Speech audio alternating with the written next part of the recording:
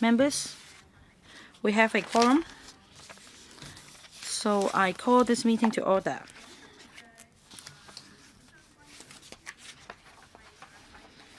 The relevant papers have been issued to members. That is Legal Notice Number 76 of 2019, Arbitration Appointment of Arbitrators and Mediators, and Decision on Number of Arbitrators Amendment Rules 2019, and then File Reference LP19/00/4C electrical brief issued by the Hong Kong International Arbitration Centre, and also LS73/1819 Legal Service Division Report. Paper number CB-4963/1819-01, which is the marked up copy of the arbitration appointment of arbitrators and mediators and decision on number of arbitrators amendment rules 2019 prepared by the Legal Service Division. May I remind members that you are required to declare any direct or indirect pecuniary interest in relation to the arbitration, appointment of arbitrators and mediators, and decision on number of arbitrators amendment rules. So, may I invite the Hong Kong IAC's representatives to come in? Members who would like to ask questions, please indicate your wish. We have quite ample time for members. There aren't many here. We're going to go through the amendment rules clause by clause. And after deliberating on the policy matters relating to the rules, we will proceed with clause by clause scrutiny. And according to our discussion at the last meeting, as chair of this subcommittee, I will move a resolution to extend the scrutiny period of the rules to the 10th of July 2019 at tomorrow's electrical meeting.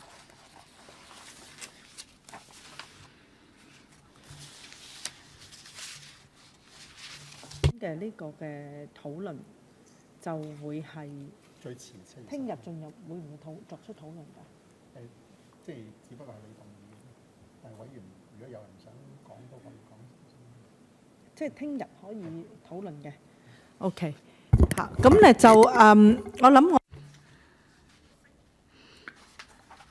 So let's formally begin this meeting. But I need to say this.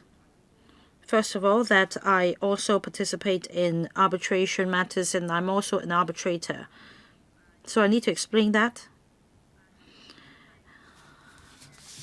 And now, may I invite the Secretary General for Hong Kong IAC, Ms. Sarah Grimmer, Mr. Zhou Liu, and also from the Department of Justice, Mr. Lee Tin Yan, to walk us through the paper. Mr. Grimmer, are you going to speak?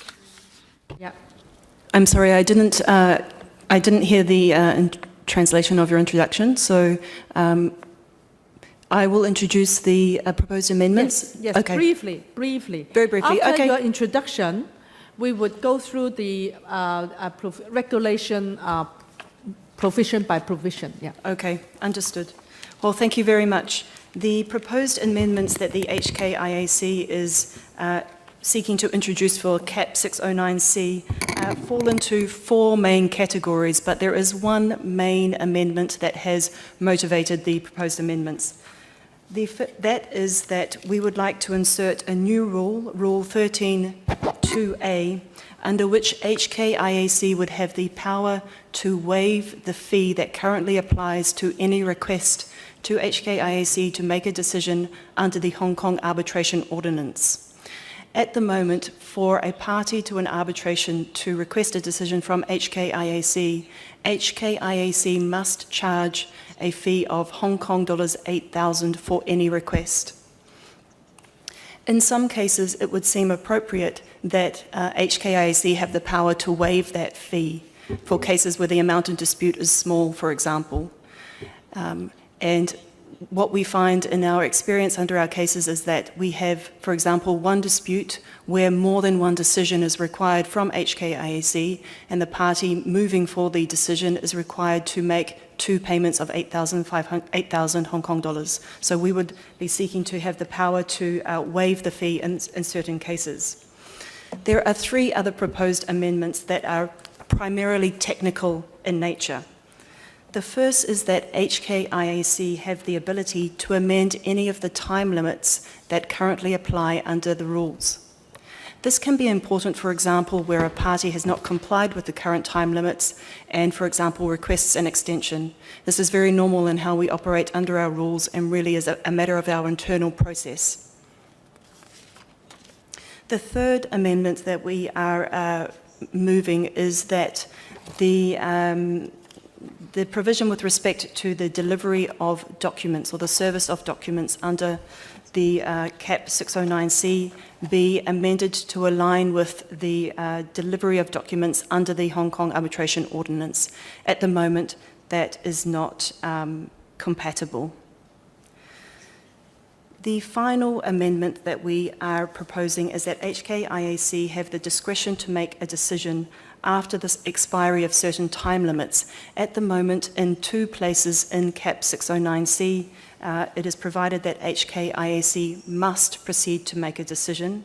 In 2 other places that are equivalent, HKIAC may move ahead and make a decision, and we would move that be a discretionary decision to allow us more flexibility in terms of situations where it may not be appropriate for us to move forward and make a decision. That's a summary of the 4 main proposed amendments. Okay. Okay. So members are free to ask questions relating to the policy. Well, in fact, I have a question. I thank Ms. Grimmer for her introduction. Just now she mentions that the Hong Kong IAC should be given power to or discretion to waive the $8,000 of fees. I hope everybody would understand that in order to facilitate the public's understanding of our discussion, I will try to stick to Cantonese so that the public will be aware of our discussion and the key points. So I'm afraid you need to put on the earpiece. We have been, yeah. 係。咁咧就 For the $8,000, so this is the basic fee charged per case. It's a one-off fee, right? Or is that a range? Of fee. Under the ordinance, HKIAC can make 3 decisions. We can appoint an arbitrator, we can decide on the number of arbitrators if the parties haven't agreed, and we can appoint a mediator. So a party can come to us asking for one of those decisions. In some cases, a party may need to come to us in the same case to take 2 decisions. For example, first of all, decide the number of arbitrators, and then come back and request the appointment of an arbitrator. In that scenario, they would have to pay the fee twice. 即係每一 That means every time when a decision is made, they need to pay $8,000. It doesn't involve the amount of arbitration, because I know sometimes the claim amount or the amount in dispute might be very astronomical in a commercial dispute. The 8,000 Hong Kong dollars applies to all cases, no matter what the amount in dispute is. Okay. In other words, if you have the discretion to waive the fee, then more cases with a smaller amount in dispute will be incentivized to use Hong Kong IAC as a dispute resolution option. Is that right? Correct, and it would also be an incentive for parties to opt for Hong Kong as the seat of arbitration. Our powers under the ordinance are only applicable where Hong Kong is the seat of arbitration. So first and foremostly, it would be a benefit to Hong Kong as the seat. 係。Well, there is a discussion that this amendment will influence maritime arbitration in a sense that it will become more attractive. Ms. Grimmer, would you like to elaborate, or others, would you like to elaborate on this point? Is it true? Is it because usually maritime arbitration may involve a small amount in dispute, usually to the extent of, say, several $10,000 or just $100,000 in dispute? It is true that this proposed amendment would benefit maritime arbitration in that it would make Hong Kong more attractive as a seat. One of the motivations behind this proposed amendment is feedback from the maritime arbitration community as well as the construction arbitration community. Some of the feedback that we have received over several years now is that because of the fact that we have to charge this fee, no matter the size of the case, when compared with, say, other venues that are popular for maritime arbitration, for example, London. The fee charged for appointing an arbitrator in London by the London Maritime Arbitration Association is lower than our fees. And so in order to make us more competitive and more attractive as a venue, then being able to waive the fees in certain types of cases, in cases where there's a low amount of dispute, would make Hong Kong much more attractive. I would like to supplement.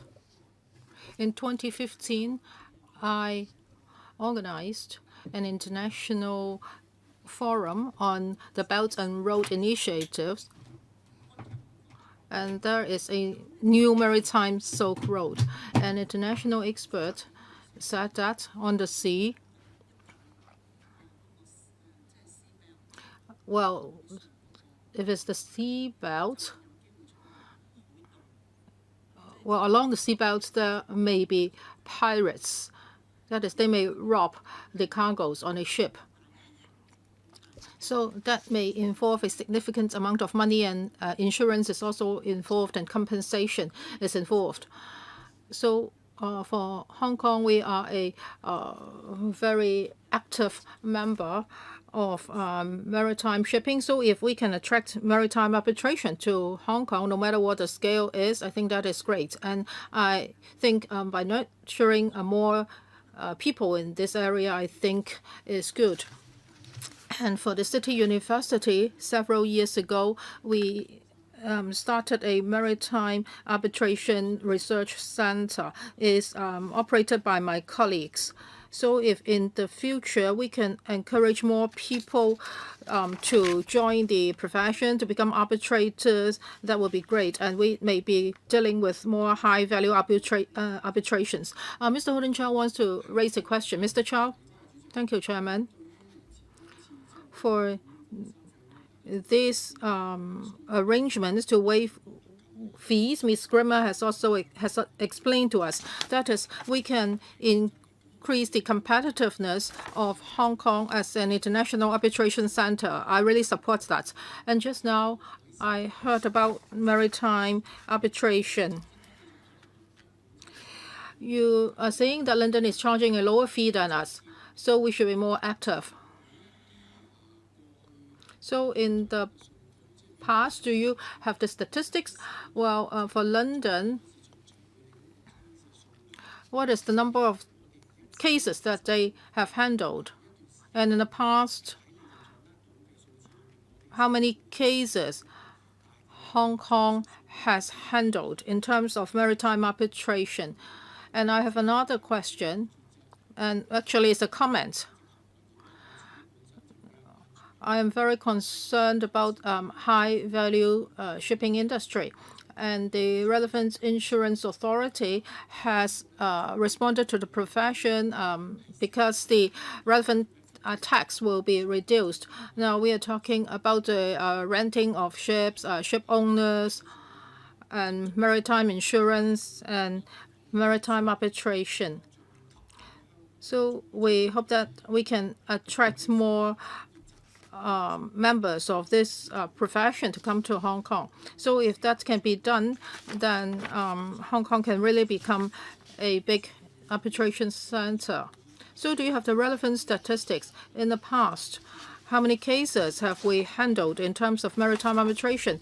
And in the future, do you think we can catch up with London? Because now we are waiving the fees. So how many more cases can we get after waiving the fees? Do you have such a projection? Yes, can you give us some figures for reference?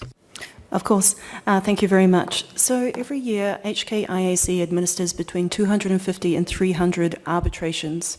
And last year, 15.1% of those cases were maritime cases. So that gives you a sense of it's an important sector in our work. And also a large sector of our work is international trade cases, and sometimes there's quite a lot of overlap between international trade and maritime cases.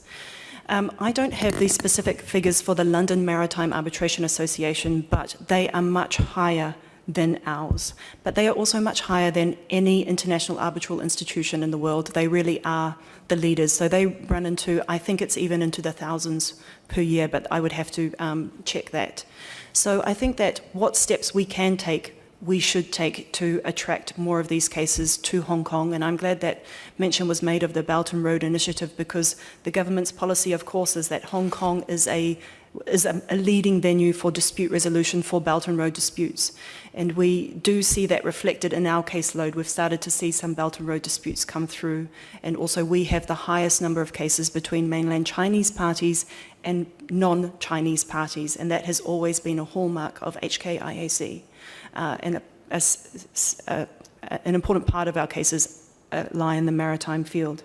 So that gives you a sense of the numbers. 好嚇，係 Holden Chow. Thank you. At least what we see now is that we have got quite a big share of maritime arbitration in our arbitration cases. We understand that when we compare ourselves with London in terms of maritime business, of course, we are not comparable, because when it comes to maritime arbitration and insurance or shipping finance, London is in a leading position. So I don't think Hong Kong can catch up immediately, but I agree that we should aim at providing high-level services, and in time we may be able to catch up, because Singapore is also very proactive in this area. We are afraid that we will lag behind, so we should put in more effort. So this is just my comment. Yes, I think in 1999 I already started to do this. That is, I assisted Shanghai and Beijing to do work in terms of maritime arbitration, and I also help in the publication and promotion in this area. I am sure this seedling will grow strong in Hong Kong, because we have a lot of talents here. And I want to ask another question in terms of policy, and later on we will have clause-by-clause examination, but I don't think we need to spend a lot of time on that. I hope we can wrap up the discussion today. So you just tell me the answer clearly. That will be all right. You also mentioned the time limits, and after the amendments, the time limits can be extended internally. So before the amendment, you cannot do that.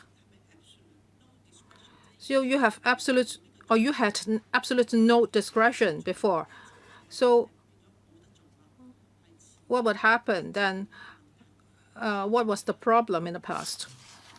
We do move out. We do act outside the strict time limits that are under the sub-legislation at the moment, and so that's a matter of internal practice. And what we're seeking with the amendment is to make that express that that is not an issue, and that would mean that we would not have to face arguments from parties saying that that is within our power or not.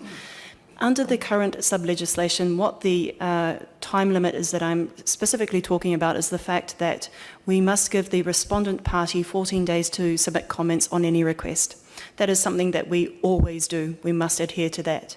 It may be, for example, that a request is served on a respondent and the respondent lets us know that it has only received the request, say, 1 day before it is required to make comments.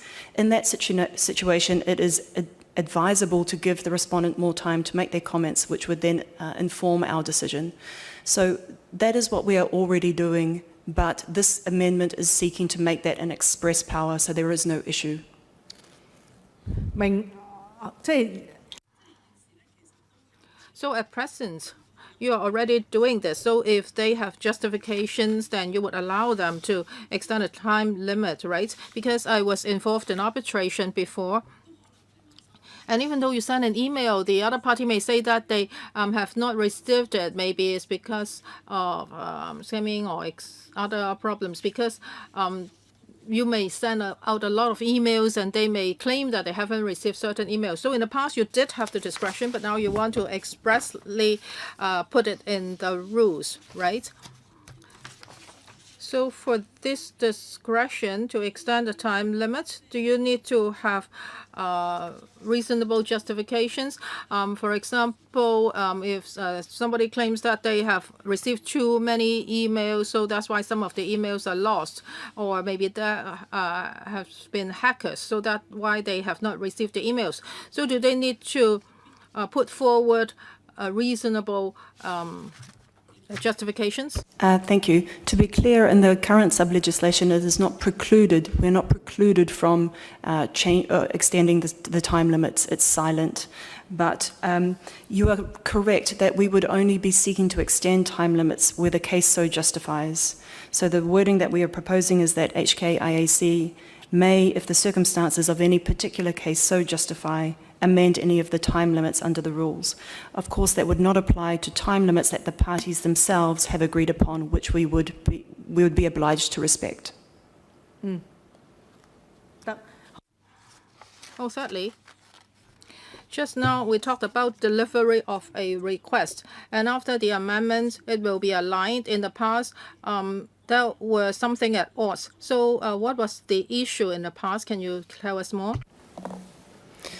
Yes, a very typical example would be the one that I expressed before, where, for example, we receive a request from the claimant, and then that is delivered to the respondent, but within the 14-day period, perhaps late, the respondent may write to us and say we need more time to make our comments, or we may hear from the legal representative of the respondent to say we have only just been instructed by the respondent, we need more time to review the file and to come back to you with our comments. In that situation, we would extend the time limit a reasonable amount, not to hold up the proceedings, but a reasonable amount to ensure that we obtain the information that we need to then move forward appropriately. 咁如果一方唔同意呢？ What if one party does not agree, thinking that the other party is unreasonable? Then would you have to make a decision? So do they have to pay $8,000 for this kind of decision? For us to have one party ask for an extension of time and the other party object. That is something we deal with almost, very, very common. It's very common. So we make that decision all the time. That kind of procedural decision is not something that the party would have to pay for. The party only needs to pay the $8,000 when they first lodge their request for the appointment of an arbitrator, for a decision on the number of arbitrators, or for the appointment of a mediator. 但係喺呢啲譬如雙方有 So if there are disputes among the two parties, between the two parties, one party wants to extend the time limit, the other party doesn't want to do it, then who's going to make the decision? Is it the chief arbitrator or you? Before the constitution of the tribunal, it will be HKIAC. OK 嚇，即係喺行政嗰方面咧，就係你哋要做咗一個決定㗎啦。 Yes, you will be making the decision, right? The IAC. 仲有冇位？ Any other members would like to ask questions? If not, then we will move on to the clause-by-clause examination. Let's ask the Hong Kong IAC to take us through it.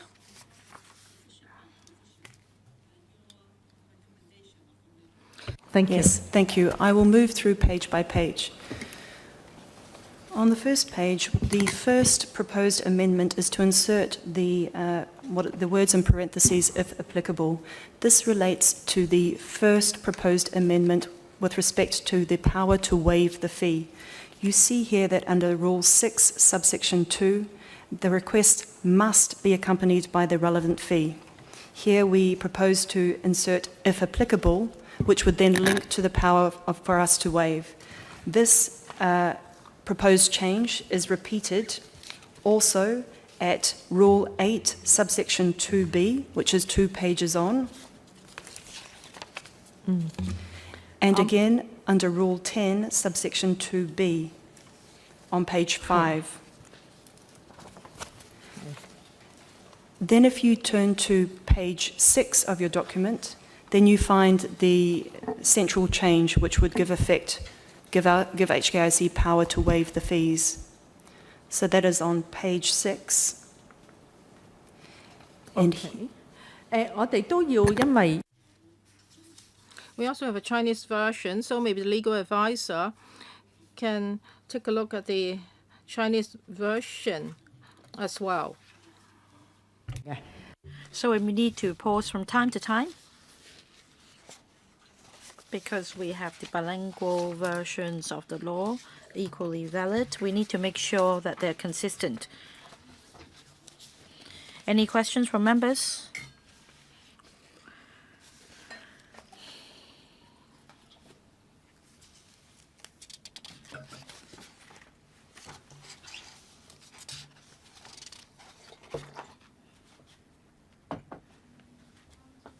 In accordance with Section 10 of the Ordinance. What is Section 10? OK Section 10 sets model law. out OK how a party is to deliver documents to the other party. It provides that documents will be served on the other party at the personal address of the other party, or at the place of arbitration, or at the party's habitual residence, or their mailing address. So those are the options that you have under Section 10 of the Hong Kong Ordinance. And then if you compare Rule 6, subsection 3A, you see that it is written that the service will be to the last known address or addresses of the other party. And there you will see the inconsistency between the sub-legislation and the ordinance. So by making reference to Section 10 of the Ordinance, we bring the sub-legislation 其 into 實係咪應該 compliance. 更早呢？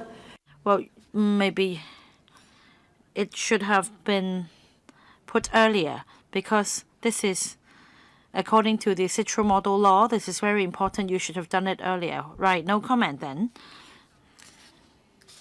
Let's move on to 0002, page 2.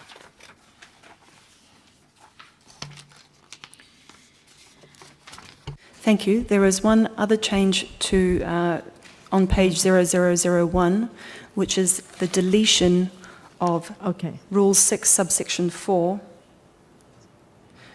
which says, for the purposes of sub-rule 3, double-registered post constitutes good service.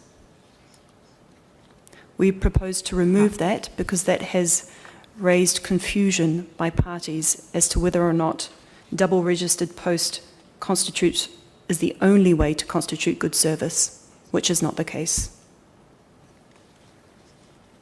係因為一 Right, because at the moment there are different ways of serving documents just to prove the delivery. 呢個都係隨住 All right, this is to keep up with the times. We now have different ways of serving the documents that are recognized by the law. Page 2 then. Rule 7, bracket 4. Is the introduction of the word may instead of must. You will see that the rule provides currently that if no information is received within 14 days after a request by HKIAC to the respondent party to the request, HKIAC must proceed to make an appointment of an arbitrator. So the thinking behind this provision originally is that notwithstanding that the other side does not respond, we may move forward. However, it's currently worded that we must move forward. In other places in the sub-legislation, it is worded we may move forward. And we believe that may is preferable because there are scenarios where we may wish to not move forward. And I can give you an example. Say you have a situation where a claimant has requested that we appoint an arbitrator. We write to the other side and we give them 14 days to submit their comments. We do not hear from them. In the meantime, claimant writes to us and says, we would like to suspend our request because we are in settlement talks with the respondent. In that scenario, we would not wish to move forward with an appointment. We would like to be able to have the ability to hold that. So that's an example. So this change is to, first of all, align with other areas of the legislation. Specifically speaking, Rule 9.3 uses the word may, and Rule 11.4, which you do not have in this document, also uses the word may. 係好。 Right, Mr. Holden Chow. Thank you, Chair. I think Ms.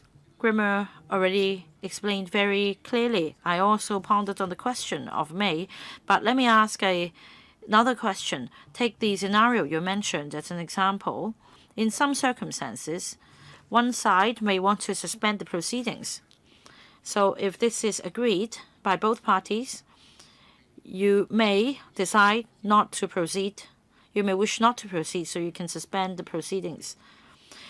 Well, as it currently stands, if it uses the word must, there is a time limit.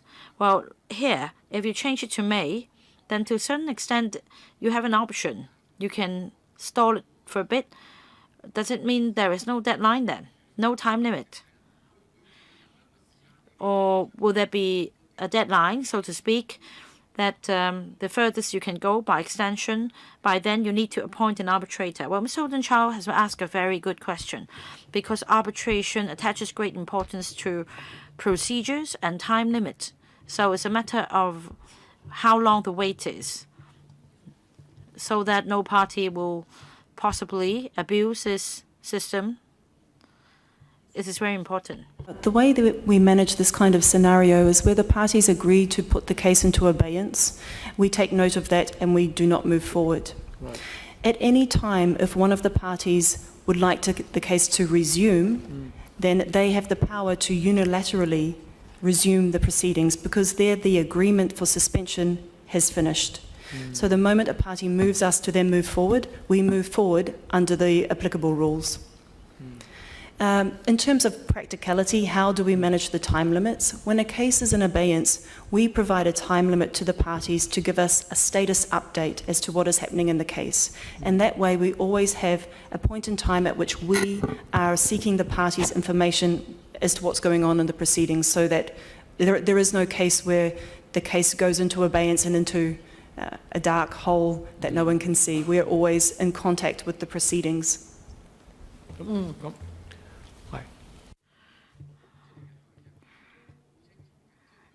Right, Chair, I think everything is clear.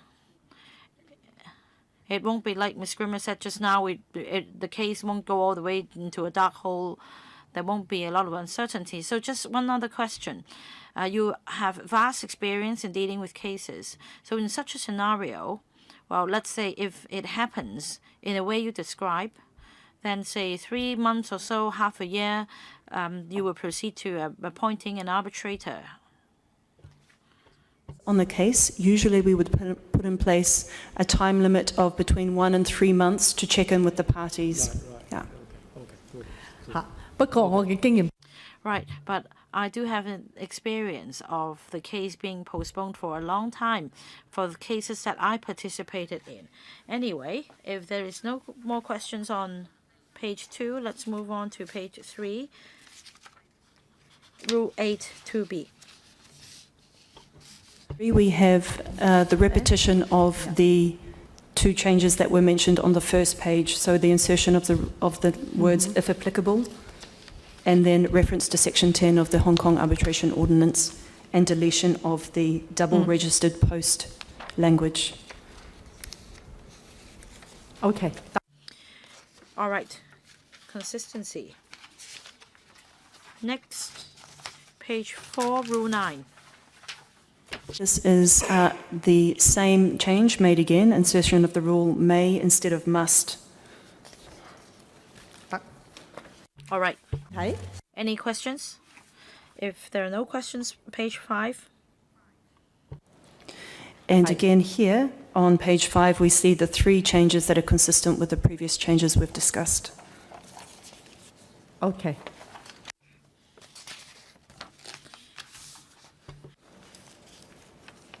Page 6 is where we find the principal amendment, and that is insertion of reference to sub-rules 2 and the new proposed amendment 2A, which is set out just below there, which says that the HKIAC may, if it considers reasonable in any particular case, waive any of the fees referred to in sub-rule 1.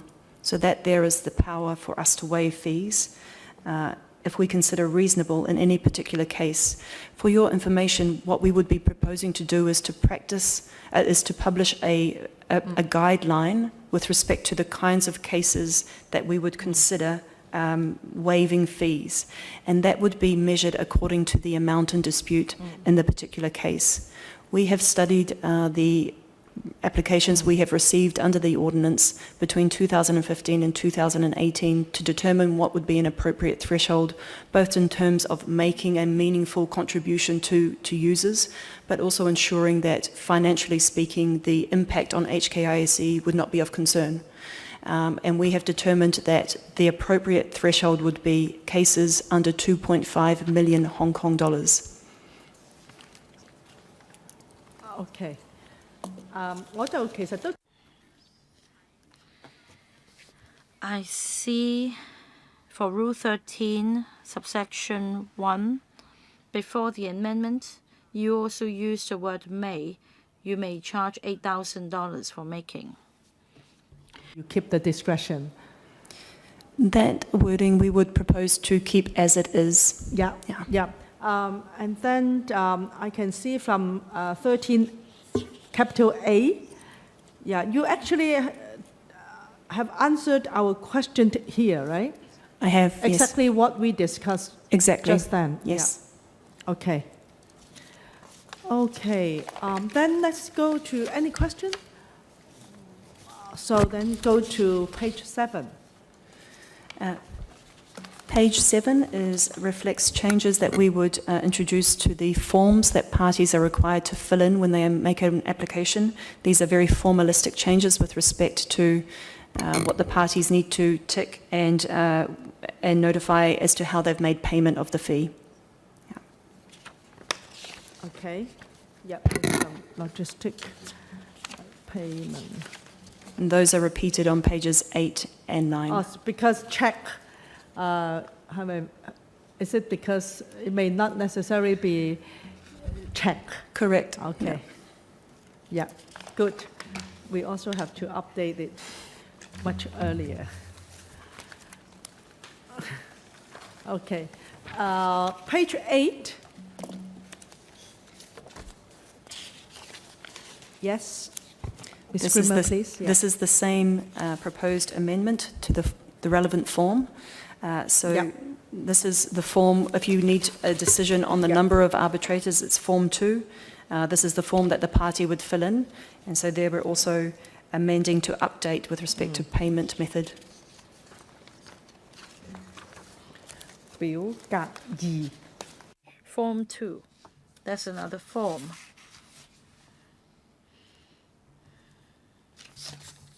OK。你以前唔係用表格 Well, it didn't used to be Form 2.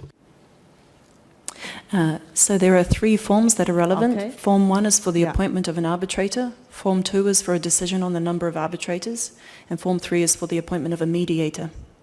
So depending on which request is being okay. submitted, you fill in a different form. Okay, all right. Yeah. So it's consistent with before. in Correct. fact. It's the Okay. same change. Yeah. Okay. Then it's page 9. Yeah. This is the same change Yeah. with respect to a Form 3 application. Sure. Yeah. Okay, good. Yes, our legal consultant has some questions.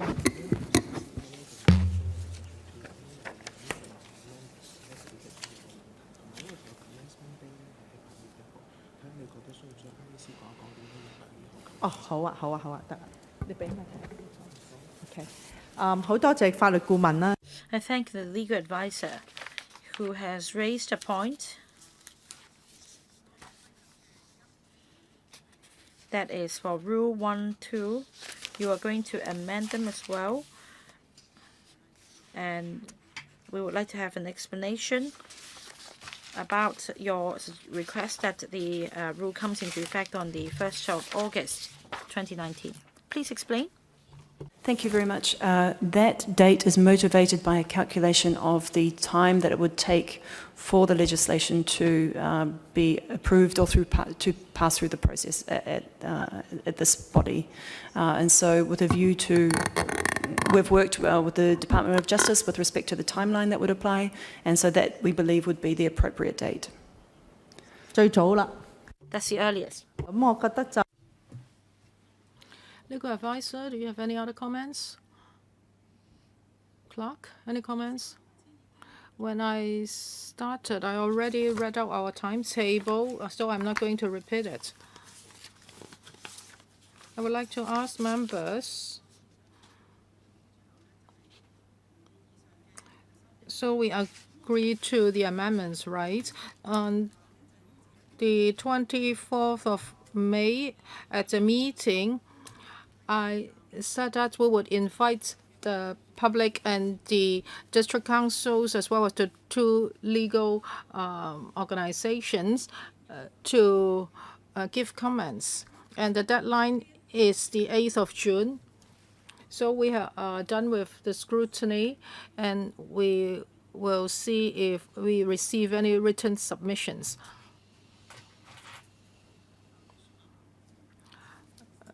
The clerk said that the meeting was not held on the 23rd, but on the was not held on the 24th, but on the 31st. Yes, we only established this committee on the 31st, so we are really fast. So now there are no more comments. I would like to thank Mr. Holden Chow, and I would like to thank all the representatives. We can adjourn the meeting now. So we'll see if we receive any written submissions. And if we do, then maybe we will send them to you for responses. Thank you.